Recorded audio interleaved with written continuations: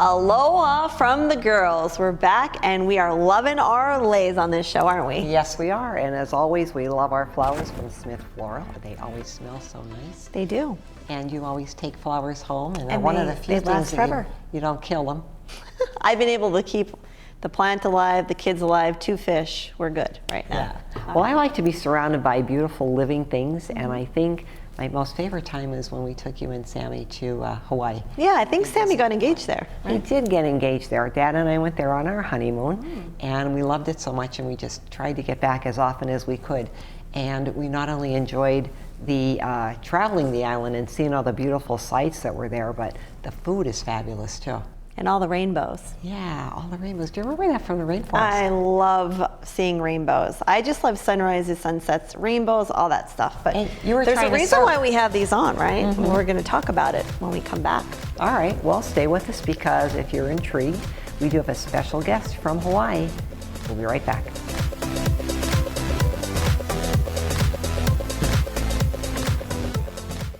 Hey everyone, you're watching The Girls here on SSP TV. We're back with a very special guest. Her name is Jill Morratto. She's originally from Hazleton, Pennsylvania, moved to Hawaii many, many years ago, and she's back here on The Girls. We're really, really excited to have you here in the cold weather with us. Yes, thank you for flying in from Hawaii just to do our show. Thank you for having me. I'm excited and honored to be here. Thank you.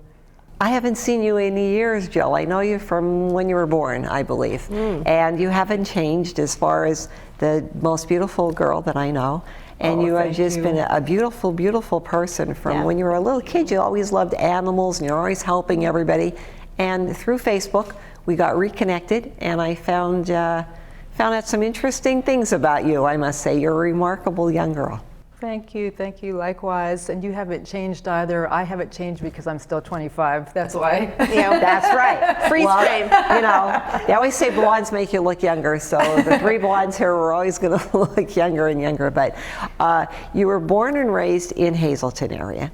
And your dad, of course, everybody knows Johnny Morratto. He had the organ and piano stores with my husband, Sam. He still has his music business, his band. He's very popular throughout the area. He does a lot of charity work for the area. And we're still friends with him, but we haven't seen you in so many years. So you grew up here, and how did you end up in Hawaii, first of all? Let's just address that, because we're all here with our flowers on. With you. We're going back with you. Exactly. You want to know the story of that? Yeah, we really do. So I just, years ago, I was married, and then I wasn't anymore after 13 years, and I decided to dye my hair blonde, buy a convertible, and move to an island. That's how I ended up there. And what a wonderful decision. I guess your dad was sorry to see you go because you're so close with your dad, I know, and we stay connected through him. But how did you just pick up and move to Hawaii? I mean, did you know someone there or what? I had met people before being there on vacation, but I didn't necessarily have any solid roots there. I had a good job opportunity that I had set up prior, and when they said they were willing to hire me, that was it. I just packed up and went. Good for you. You went for it. You only get one chance at life, right? Almost 13 years ago now. Lucky 13. I'm still there. Now, through the magic of social media, we're able to, follow our friends and family and look at people who are influencers. And I feel that you are that. And your background with your health is something we want to share with our audience as far as inspiring them and motivating them to deal with some of the ailments they may have. So what is it that you've gone through and how did it start? Oh, wow, thank you. Well, altogether, I've had, I believe, 16 surgeries, and ranging from assorted bowel obstructions. I guess it started with when my appendix ruptured at age 29, and then that made a series of bowel obstructions and pancreatitis a few times, and I had my gallbladder removed. I mean, assorted things. My tonsils were removed, and pretty much it's kind of a joke with one of my friends. What else do you have that we can remove? Because then she comes over and we play games and hang out and things. She said, "You don't have anything left. What else can we remove? I want to hang out with you some more." That's like the board game Operation. They're in there removing everything. But you are somewhat of a medical miracle. I mean, you have survived so many And the surgeries, cancer. and then of course the cancer. And that's one of the things that we wanted to talk about today, because following you on Facebook, you did reach out to some people who were there in order to cope. Your coping skills are remarkable with everything that you've gone thank you. through. So with your most recent bout, if you want to go back to 2012 and give us a little bit of history on that one. Sure, I'd be happy to. So that started my bout with cancer in October 2012, when I was diagnosed with stage 0 DCIS, ductal and carcinoma, in situ carcinoma, on the left side. I ended up having a mastectomy. It was stage 0, which they could not have caught it any earlier. So how did you find it? Actually a mammogram, and I always credit the mammogram, and a lot of women are afraid to have a mammogram. Well, because they stinking hurt, that's why. I mean, Right. but you should get them done. But They're meanwhile, it needed. saved my life. I Yeah. had actually had the mammogram a few years before I was technically able to, per insurance standards, because my doctor's amazing, and I credit her for saving my life, Dr. Ganapathy. And so then when I actually did have the mammogram, it showed up, the DCIS, and I guess I was age 39 at the time. Okay, and so you had a So- mastectomy. You just went your left side. That's correct. And then after that, did you have treatments And as I was well? following up for 5 years with it. I didn't need to get radiation or chemo at that point, because the doctors wanted to do a lumpectomy, but I opted to have the mastectomy, since my grandmother had breast cancer and other types of cancer as well. And I figured it's better to be safe than sorry, and plus the spots were kind of scattered. And actually it was, I think, a good move to make, because while I was in the hospital, 2 days after I had the mastectomy, they came and said to me, we don't believe we took a large enough margin. Can we operate again? And I was still in the hospital. Wow. So even then, they still did another surgery. Wow. So, but I was following up for 5 years and in the clear, and it was only until December of 2017 that I try to run the Honolulu Marathon every year. It turns out to be every other year, because I'm always having surgery. Oh, geez. But anyway, I had run the So it's marathon. like your recovery. Right. I feel so good to be out there. I'm not in the hospital that I want to run. Ugh. But so I had run the marathon, and I tend to get a flu afterwards, and don't think anything of it because it's hard on your body. It's normal. So I was sick for a month, not a big deal. It's normal. But then I developed this rash on my neck, and it really started to hurt and cause a lot of pain, and it almost felt like somebody was lifting me by a hook under my neck. And when I questioned the doctor about it and they did some tests, that's when they said, oh, now you have stage 4 metastatic breast cancer on the other side. You were all clear on your left breast for 5 years. Correct. And what were the testings? Were they additional mammograms that you were having done to check your breast? Mammograms, MRIs, CAT scans, PET scans. I've had every battery of tests, and Okay, and everything then was negative. So out of the blue, then you get a rash. What did the rash look like? Was it just red or bumpy or lumpy or hurt? It was about, I don't know. Sort of lump. What's this the size of? An What egg, do you say? like an egg. Okay. Or a little bit bigger than an egg right here. And it was itchy and red and a little bit raised. And at first I thought, oh, did I get a mosquito bite? Right. Because everything, all kind of insects bite me and I just swell up. Is it a bee sting? You know, what's happening? Is it poison ivy? I mean, I don't know. I wasn't sure what to think. Is it just an allergic reaction to something? But it wasn't going away. And then it started to hurt, and the pain eventually was radiating here. And I finally broke down and went to the emergency room because it was hurting, and the doctor there was scared to tell me, but I knew something was wrong because everybody, they took my hand and they said, oh, make sure you follow up with your doctor. And first thing in the morning, and I said, oh, okay, of course, but you know, what is it? Why? And he didn't want to say. And he was kind of putting it off, that he didn't really know, but just follow up with her tomorrow. He kept saying that over and over again. And then one of the nurses came in and pulled out her cell phone and started showing me pictures of her family vacation. And they were so nice to me, everybody. I thought, oh, am I going to die on my way home? Like, what? They were so nice. It was creepy. I knew it was bad. Yeah. And They weren't allowed to tell you? I'm not really sure. I think he was just uncomfortable because he wasn't my primary doctor. I don't know. I'm jumping to conclusions, making assumptions, but he didn't say. But anyway, then, but he did tell me the chest X-ray showed scarring or black marks or something, and he said, "Oh, that must be from the radiation from last time." And I said, "Well, I hadn't had chemo or radiation." And then the look on his face. I mean, and so then I thought to myself, okay, maybe it's cancer again. And sure enough, it was. And then my oncologist, when I followed up with him immediately, he was great. He's a great guy. He said it's aggressive, but he was aggressive and he moved really fast. And in a matter of a 2-month period from still following up from this side to the rash, a matter of 2 months, it had become stage 4, but unrelated. So. And that's when more treatment began, which we're going to get into. We have to take a quick break. If you're watching us, if you're just tuning in, I should say we're with Jill Morratto. She's originally from Hazleton, and we're wearing our leis in honor of, she now lives in Hawaii. She's lived there for a long, long time. And she's been going through different treatments for several cancers that she's been dealing with, and dealing with in such a positive, inspiring way. If you go on YouTube, she has a YouTube channel. We'll talk about that coming up after the break. But stay with us. You're watching The Girls on SSP TV. Welcome back to The Girls. If you just tuned in, we have a special Hawaiian tribute today to our special guest, Jill Morratto.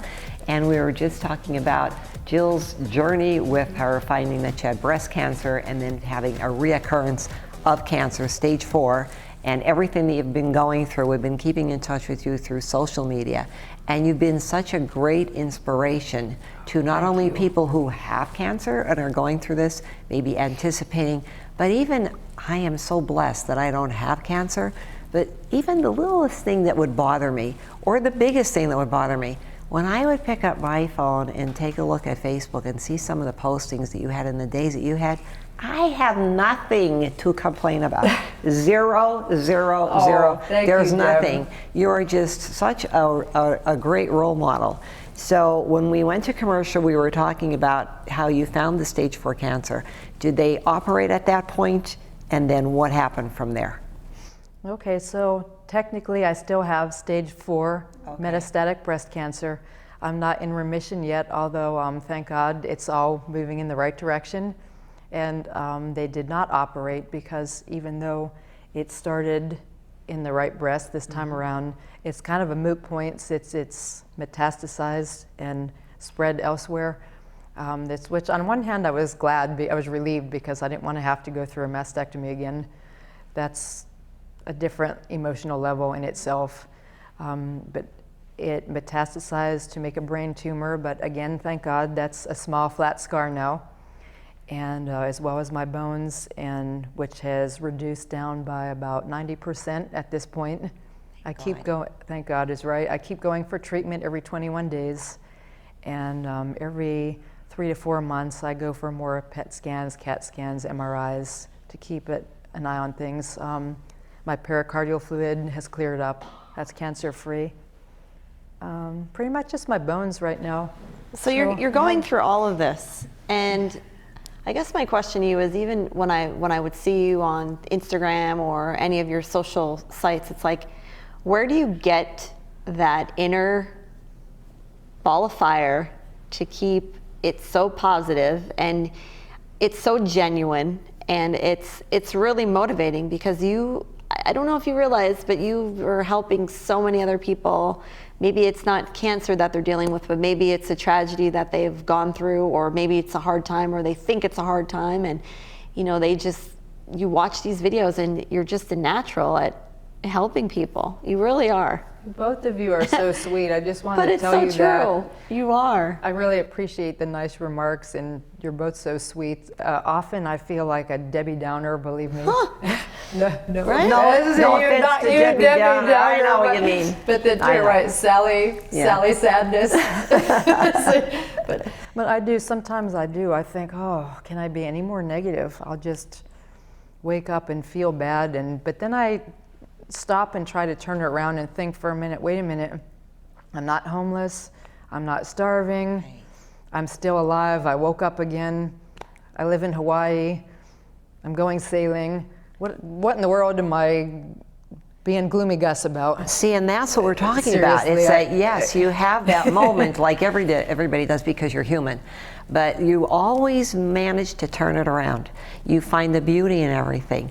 You have little animals too. I try. You have little animals. You're very much into nature. I always see your postings of the shells and the rocks, and you are coloring. And tell some of the people some of the things you do. Deb, I think you're not seeing it because when I'm having those moments, I'm not making a video of those moments. That's why. Yeah. Sometimes I'll be crying and I'll make one because still I want to show that it is possible to have a bad day and not to give up. And I hope that I can help somebody at least with something. But you're most of the time seeing my positive moments. Yeah, I have a lot of hobbies. I like to paint rocks these days and hot glue rocks and paint rocks to look like different kinds of food. And I made some look like succulents. And I made one look like a turtle, or honu as we call it in Hawaii. And shell collecting, making jewelry out of shells, always artwork, painting, cooking by animals. Your animals. What How about many your animals? Diet? Yeah. Oh, go ahead. How many animals do you have now? Right now, tell us what kind you have. Right now, only 2 guinea pigs. 2 of them were very elderly. They passed away. And 2 cats. And again, I had an elderly cat that I had to have put to sleep, which was really sad. She was 17. Wow. And 1 dog. I have a fish tank with an oyster and crabs from the ocean. And my turtle, Oscar. And then there's a bunch of geckos that run around the property. And actually 1 orb spider that I just refused to kill. It lives out on the lanai, but I refuse to kill it because they're good luck and it makes a beautiful kind of a lightning bolt in the web, if you know what an orb spider is. You posted a picture of it for me, and that's how I always remember her. She was always with nature, and at one point you were saying that you wanted to be a veterinarian because I know that you were involved with the animals. But some of the other things are the support group that you have. You have a great group of friends, and they take you and they just lift you right up, don't they? Absolutely. I'm very, very, very blessed for so many reasons, but a great support group, people at church. And people in the cancer support group, and people in my hiking club, and people, and sometimes I work at the church and do different activities in the food bank. The people there are supportive, and we do community events, picking up litter, and then I have a group of friends in that group, and then there's the friends that I go dancing with, all over the place, friends and family, and then my online friends. Your online friends. Of course, I grew up with you guys, but Exactly. I haven't seen you for years. Now we're online friends. That's nuts. And that's beautiful. That right there, people reaching out to me online, it's beautiful. It means a lot. And it meant so much for us to be able to connect with you as well, because we were affected by your illness from afar. Mm-hmm. And we were especially affected when you think of the surmounting medical bills. Mm-hmm. You could have whatever kind of insurance, but you must have been burdened beyond belief, because here you are ill, now you can't work. Or if you can work, it's very limited. You still have your home structure that you have to maintain, and you have to eat and you have to function, and you live in an area where you don't want to be homeless, but I mean, your insurance and your medical bills can just devastate you. So your friends were very kind enough to start a GoFundMe page for you. Right. And that quickly... That touched me. When that happened, I was just overwhelmed with emotion. I mean, I couldn't believe it. People from my high school, I mean, here at this, I'm in my 40s now, and people from my high school thought enough of me after all these years to reach out and create that page. I was so taken back by that, and everyone that's reached out and just posting nice comments and feedback. Well, everyone is just praying and hoping for your recovery first and foremost. And with anything that we can do, I think it helped a lot of us to be able to participate as well. So with all the support and everything that you've been giving everyone else who's going through this, it's just such a beautiful tribute to you, to be able to reach out and do that. And if anyone out there who is watching, whether you know Jill or you don't know her, We have information on the screen if you'd like to. The GoFundMe account is continuing, and it will continue until we take that page down at some point. But you can visit there, and I believe you have some of your YouTube postings there, and all of your other postings. They can visit your Facebook page as well. And there are so many things that are just that we're touching on lightly here today for inspiration. And of course, we're always praying for you. You said you have a great faith. You were telling me about a Blessed Mother that you visited that was with tell the the myrrh. story with the Tell us about that. Right. So I have the card in my purse. I could show you if you want to see, but there's an icon of the Blessed Mother that resides in Hawaii, but it travels around the world. And it's about this big. What would you say? 10 by 10, I believe. I don't know, don't quote me on that, but it's a beautiful icon in gold, and it's enclosed in a glass frame, but it actually sweats mirror. That's crazy. Which smells like roses, for those of you who don't know. And it's beautiful, and I had the opportunity to go there, and I put my hands on it and touched it, and I also brought my rosary and put my rosary on there, and also received a little cotton swab. I put some of the myrrh on there, and I showed my dad before. And I feel like the Blessed Mother is always looking out for us. I really believe that that's helped me in my recovery. And as I said before, I'm not in remission yet, but it's about 90% gone. And that was, 1 year and 3 months ago. Yeah. 1 year and 4 months ago, from stage 4 that came out of nowhere in 2 months to being 90% gone. So it's... You mentioned that you had metastasis to the brain. You had the gamma knife procedure. What was that like with the halo? That was crazy to watch you post gosh. That was the worst thing ever. And I've tried to think before, and people have asked me, I seem to know a lot of people that are going through cancer or about to start treatment, and people will ask me which was worse, the chemotherapy or the gamma knife. And I always struggle with it because I think, well, on one hand, the chemotherapy would make me really sick, and usually the 4th or 5th day, I would just feel just completely wiped out and nauseous and dizzy and just not wanting to get off the couch. But still, I think the gamma knife, even though that was a one-time thing, I'm going to say that was worse for me personally, because they had to drill bolts in my head. And they did numb it with lidocaine, but for some reason I could really feel it. And it was just terrible. And then I can hear the sound of the screwing of the bolts in. Then I had this big stereotaxic headpiece on, and I had to try to lay my head back, and it was very heavy. And then I got rolled into the MRI machine, whatever it is, the gamma knife machine, and stayed there for about an hour and a half while they put the gamma knife raised. And by the time I picked my head up, my neck was stiff for about a week. It hurt.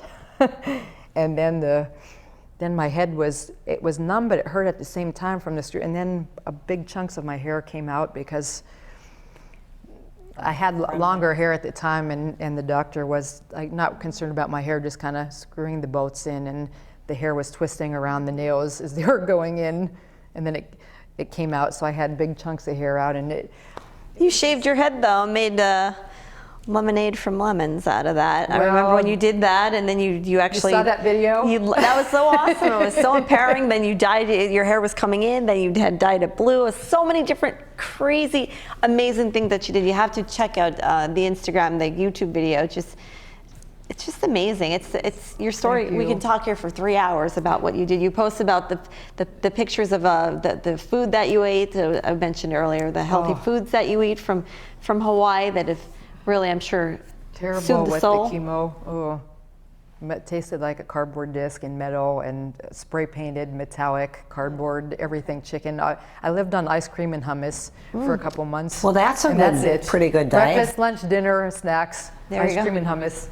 Whatever it was to get through it. I know we kept connected on Facebook. We'll continue to keep connected, and please go on and visit Jill Morratto's Facebook page. Look her up. We have information on the screen. Learn about her. If you need support, she's your girl. I mean, you have to see what this woman has been through. And I do call you a woman because Now you've grown into a gorgeous, gorgeous, gorgeous young woman, and we just appreciate you so much for coming here and telling your story. Thank you so much for spending your having time me. so much. I just have you Oh, give you a hug. thank you. I love you, honey. I love you. All right, guys. I just Well, you're like gonna to have say to go. Tell us what you want to quick, say. If anybody would like to reach out to me at all, I'm more than happy to send me an email or a Facebook message. I'm more than happy to spend some time. And if you have questions about any of the procedures, or I was reaching out to people myself. Nice. And before I had to go through it, and sometimes it's just terrifying, but it doesn't have to be. So please feel free. You're If awesome, I Jill. hope I can help somebody feel better.